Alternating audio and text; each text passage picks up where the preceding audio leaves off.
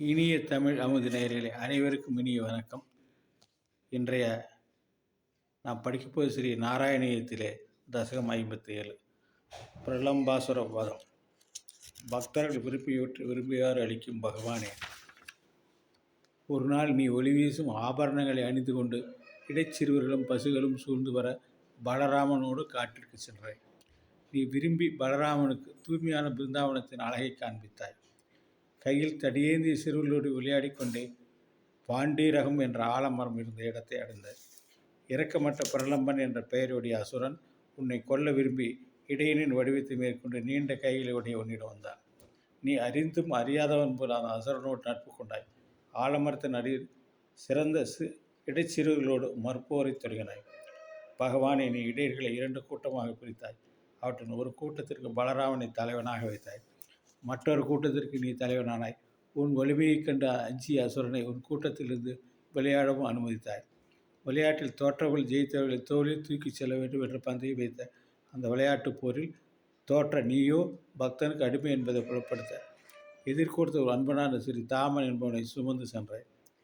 முழு முதற் பொருளை பெரியோனை. அப்படி சிலர் சுமந்தவர்களாகவும் சிலர் சுமத்தப்பட்டவர்களாகவும் இருந்தால் அப்பொழுது பலராமனும் தோற்ற பிரலம்பன் உன்னிடம் வந்த அச்சத்தால் பலராமனை மிக தொலைவு சுமந்து சென்றான். அந்த அசுரன் உன்னிடமிருந்து தன்னை வெகு தூரம் கடத்தி சென்றதைக் கண்ட பலராமன் தன் உடலை மிகவும் பெருஞ்சுமை உடையதாக செய்தான். அப்போது பலராமனின் படுவை தாங்க முடியாமல் அந்த அசுரன் உண்மையான வடிவம் வெளிப்படவே அதைக் கண்டு வலிமையான பலராமனும் அஞ்சினான். அந்த அசுரன் உடல் மிகவும் உயர்ந்தால் அவன் தோள் மீது அமர்ந்த பலராமன் தலைவில் தெரிந்த திருமுகத்தை பார்த்து அச்சம் நீங்கினான். உடனே மிக குழுவினான். அவனை தன் கைகளால் முஷ்டிகளால் குத்தி பிசைந்து கூலாக்கி கொன்றான். அசுர வீரனை கொன்று திரும்பிய பலராமனின் அன்போடு தழுவிக்கொண்டாய். அப்போது தேவர்கள் ஒன்று சேர்ந்து உங்கள் இருவரின் தலையிலும் பூ மாறி விழுந்தார்கள். கருவென்றிற்கு ஒப்பான நிறத்தை உடையவனே ஹரியே, உலகங்களுக்கு புகலிடம் கொடுப்பவரும் பிரலம்பாரவாதத்தை செய்த நீயே காலம் கடத்தாமல் இன்றே என் நோய்களை விலக்கியறல் வேண்டும். அதேபோல் நடக்க முடியாமல் எனக்கும் அருள் புரிய வேண்டும் கிருஷ்ண பகவானே. நீ தசகம் 58 காட்டு தீயிலிருந்து விடுதலையும் பருவ வர்ணனையும். தசகம் 58 நீ இடையர்களோடு விளையாடுவதிலும் பிரலம்பாகவனை கொள்வதிலும் அதிக நேரமான போது பசுக்கள் புல்லை தேடி சஞ்சரித்து கொண்டே ஜெகதீகம் என்னும் முஞ்சி காட்டை அடைந்தன. வெயிலின் தாக்கம் அதிகமில்லாத பிருந்தாவனத்தை விட்டு காட்டை அடைந்த பசுக்கள் வெப்ப மிகுதியால் நீர் வேட்டின உன்னை விட்டு பிரிந்தாலும் மனம் கலங்கிய அசைவற்று நின்றன. கௌரியே, அப்பொழுது நீ அன்பனோடு பசுக்களை தேடி வெகு தூரம் சென்றாய்.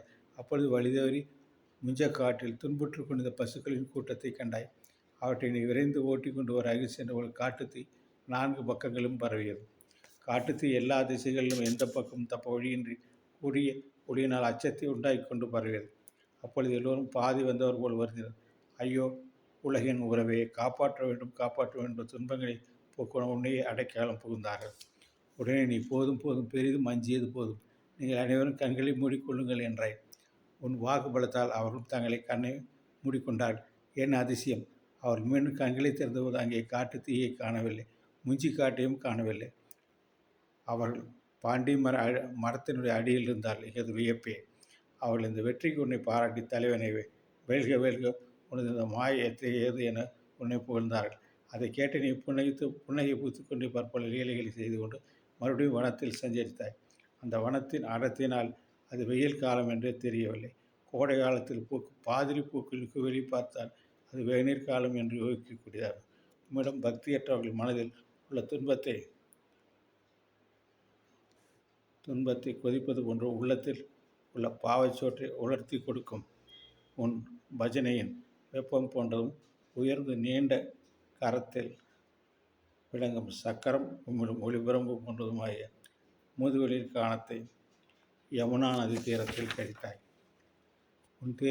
உன் திருமேனிக்கு ஒப்பான நிறத்தை கொண்டும் நீ அணிந்த மஞ்சள் பட்டாடி போன்ற ஒளி வீசும் மின்னல்கள் உடையதான மேகக்கூட்டங்களால் உலகில் இருக்கின்ற எல்லோருக்கும் மகிழ்ச்சி அளிக்கக்கூடிய மழைக்காலம் வந்து நீ அந்த காலத்தை மலைக்குகைகள் உன் விருப்பம் போல் கழித்தாய்.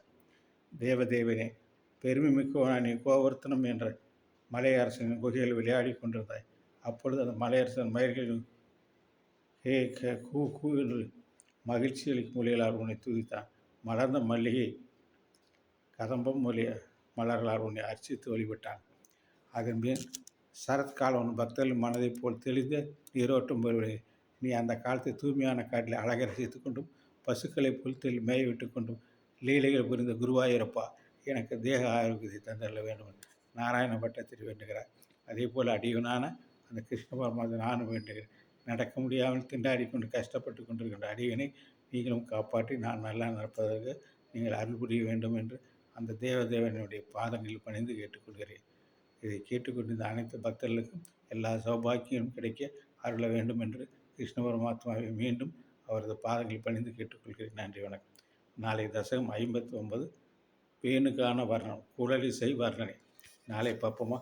இது மிக முக்கியமான ஒரு நல்ல ஒரு தசகம். இதை எல்லா பக்தர்களும் கேட்டு இன்புறுமாறு அன்புடன் கேட்டுக்கொள்கிறேன். நன்றி, வணக்கம். நாளை பார்ப்போம்.